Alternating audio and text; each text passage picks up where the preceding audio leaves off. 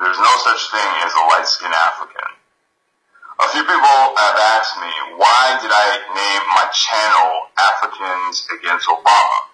Well, the name not only signifies my opposition to the current / figurehead of the white male supremacist corporation, also known as USA Inc., but it also represents my displeasure of those of his ilk.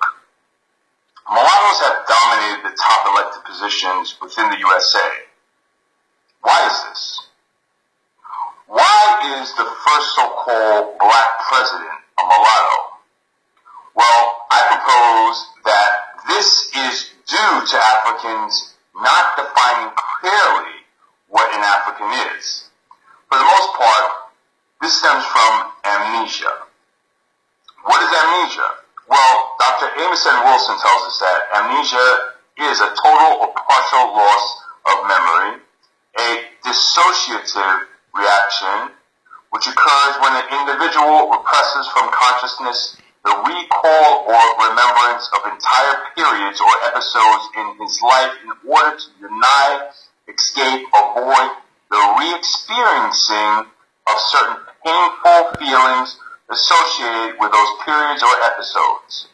Amnesia therefore results in the loss of pre-trauma identity, the motives and values related to that identity due to the repression of its relevant, crucially defining memories. I'm one for believing my eyes.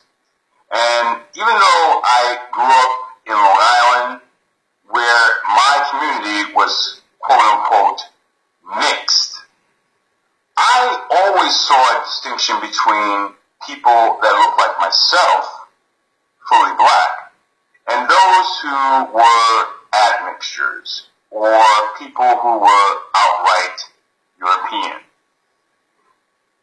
My father told me once that if you do not resemble the great majority of Africans on the continent, then you are not African.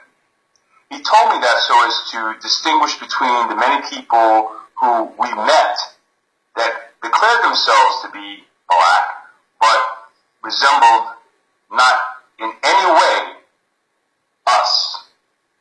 I've heard many people say Africans come in all spectrums, and I ask them, what do they base this on? If you do not resemble the great majority of Africans on the continent, how can you say this? Many people are quick to quote Stephen Biko when he said that being black is not a matter of pigmentation.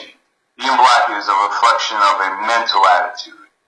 But Stephen was 31, and he based his assumption on feelings.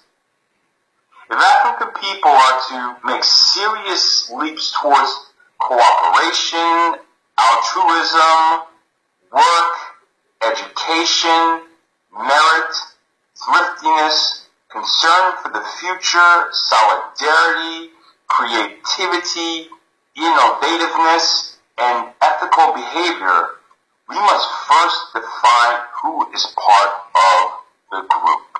Black is beautiful in its true essence, black and dark.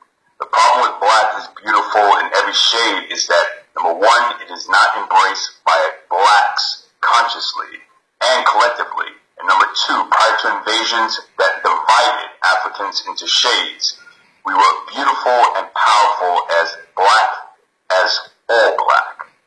Black humans revered blackness, held it in high esteem. We named everything after black because we knew and understood the universal source. Nature does not lie.